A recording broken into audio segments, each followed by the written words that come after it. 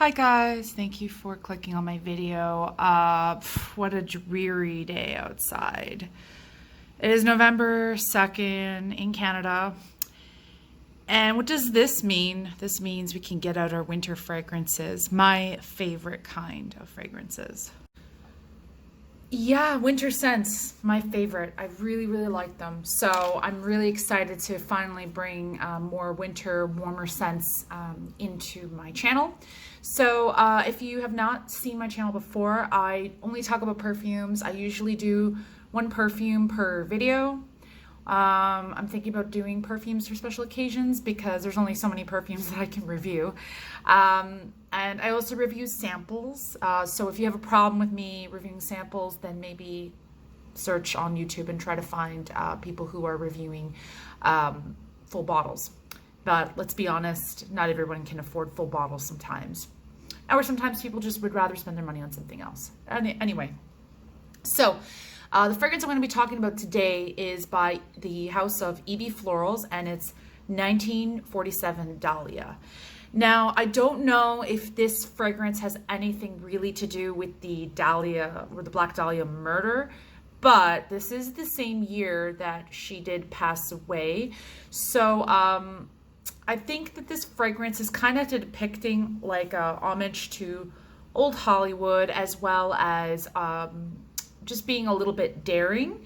If you haven't noticed, the juice is really red. I don't know if it's supposed to depict blood or anything like that, but I definitely feel like this fragrance in general is a little on the goth side. So I was very much goth in high school. My fingernails still look pretty gothic, but that's just because I had it done for Halloween.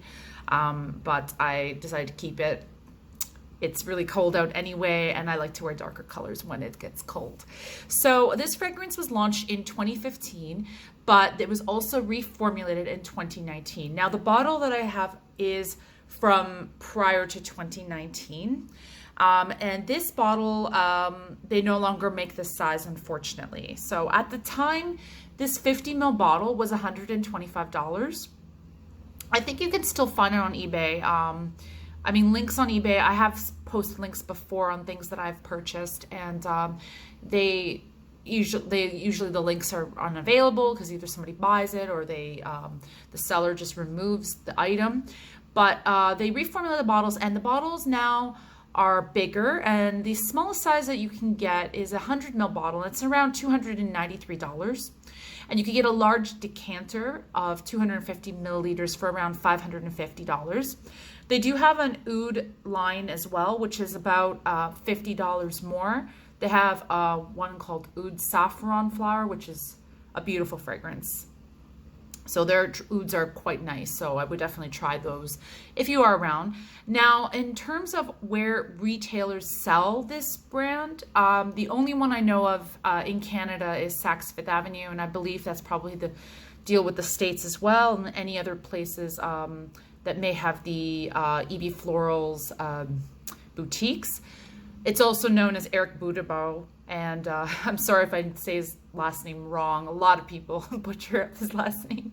But he is a celebrity florist, and I have another video that I reviewed, another perfume that I reviewed on my channel of NYX Sunflower, which is one of my favorite summertime fragrances. So I'll put the link down below for that as well. And this fragrance was made by the perfumer Fabrice Pellegrin, and he's made quite a few fragrances. I'm just going to name just a quick several of them. So the one that he is known for, the most recent, is Jean Paul Gaultier Scandale, and so Scandale, he made that one. He made Diptyque du Sang, which is probably one of their highest selling fragrances from that line. Azario Wanted, Jo Malone Blackberry and Bay, and Velvet Rose and Oud, both from those line. Replica Tea Escape, which I think might be discontinued. It really sucks because it was a really nice tea fragrance. And also Moschino Toy too, and a bunch of others. I think he made also a few for the Zara as well. So this fragrance was one of the fragrances that I was able to sell more And I don't mean to brag, but the line from the store that I was working at wasn't doing the best. So I was able to kind of boost up the sales a bit, and just only because my counter was pretty close to it. But this fragrance is really, really, it's a daring fragrance. It's a bold, in your face kind of fragrance. So the top notes are pink pepper and plum. Middle notes are dahlia flower, jasmine, and tuberose. And the base are cashmere woods, sandalwood, and vanilla.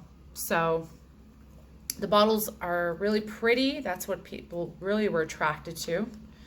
And the sprayer on these are really, really good. Now, I always find with this bow, I have to put this around or else I end up spraying on the ribbon. So, and as you can see, the juice on this, it has a color to it for sure. Very much like my version of Sweet Morphine by Ex Nihilo, which I will talk about, which I will put a link down below as well. And I have my reasons for that. And I'm just gonna let this dry for a bit, and I'll be right back. Okay, so I'm back, and as you can see, this fragrance can stain a little bit just because its juice is so dark. So if you are gonna wear this fragrance, I would put it on your skin, let that dry first, maybe wear some dark clothes. Yeah, so I found that this fragrance kind of stains a little bit. So just so you are aware of that, I'm going to give this a smell. Wow, this is a really nice fragrance. So I've heard some people say that this smells a little masculine. I don't particularly think it does, but EB Florals is a unisex brand. So, you know, it's 2020, like I've said before. But it is definitely a little heavy. So I do smell pink pepper for sure. A little bit of plum. There's just a slight fruitiness to it. And the tuberose and dahlia flower, that's what I smell more than anything. Now, dahlia flower is not a flower I really smell too much of, but tuberose is so popular in a lot of fragrances. I believe that in a lot of his fragrances, Fabrice uses tuberose, so he does really like it. And there is a milky heaviness, so definitely the sandalwood as well. And cashmere wood, some woody notes as well. And the vanilla you do smell for sure. So I'm going to spray this on my skin and let you know. This is going to be my scent of the day, by the way. The sprayer on these are great. The mist just comes out nice and even. It's really good. It's one of those great like sprayers that you can use to just like spray all over. You kind of just press it down once and it kind of disperses the spray for a little bit longer than other fragrances for sure. Especially like little bottles like this, the sprayers are usually not the best, but anyway. So I'm going to give this a scent here. I also did spray it here about 3 hours ago. All his fragrances are eau de parfum, just so you know. And yeah, it smells definitely peppery and plum on my skin. It's got that tuberose for sure. And tuberose sometimes, it's kind of hit or miss for me, for sure. And not too much jasmine. So it doesn't have that like slight fecal matter or that fecal fecal matter, gross. That slight fecal trail. It's not really there. So if you are put off by that, then this you will not mind at all. And definitely sandalwood. It also smells like there is some rose in it, but I don't think there is no rose in it. Maybe dahlia flower smells a little bit like rose. I haven't smelled dahlia flower in years. So that's what makes this kind of interesting and unique. I think his fragrances are very underrated. They were not big sellers here. I heard that they do much better in the Los Angeles area. So, but I do get compliments when I wear this fragrance. And I will tell you, there are a couple fragrances that I do own that people think I'm wearing, and maybe the sillage or the projection is similar to it. So I'm going to smell it here. I sprayed it about 3 hours ago. So it's still there. It's not as heavy as it was before, but the tuberose is what's kind of lingering around for sure. The pepper's still there, and vanilla, of course. And it's still got those woody notes as well. I don't smell too much of the plum really at all. But it's really nice. It's really sweet, but it is, I'm going to be honest with you, I do find it at times a little heavy. I feel like this is one of those fragrances I would wear when I'm just in a mood, pretty much, which is today, because I looked outside and it was snowing and I was a little put off by that because my Halloween was a little bit lackluster this year, but I try to make the best of it. But so this fragrance definitely has a dark element to it. It's not like shy, sweet, how can I say, kind of fragrance. It definitely has an edge to it, but it also has a bit of an old Hollywood kind of vibe going on, but still pretty modern. Like it's not powdery, it's not too floral. So I really do enjoy this fragrance, but I'm not always in the mood for it. So other fragrances that I felt that are very similar to this that I own, and I do have this, is one that came to mind for me for sure was Ex Nihilo Sweet Morphine. I don't know if you, yeah, you can kind of see that. And this fragrance has like, it has that heaviness and the vanilla plum quality about it, but it's a little bit more high dosage of rose. So if you wanted something like this, but more rose, then definitely check this one out. It also has a little bit of like a lipstick kind of makeup scent. So I feel like this is kind of the same vibe as well. Another one that kind of made me think of this one is Nest Sunkissed Hibiscus. This does not have any hibiscus flower, by the way.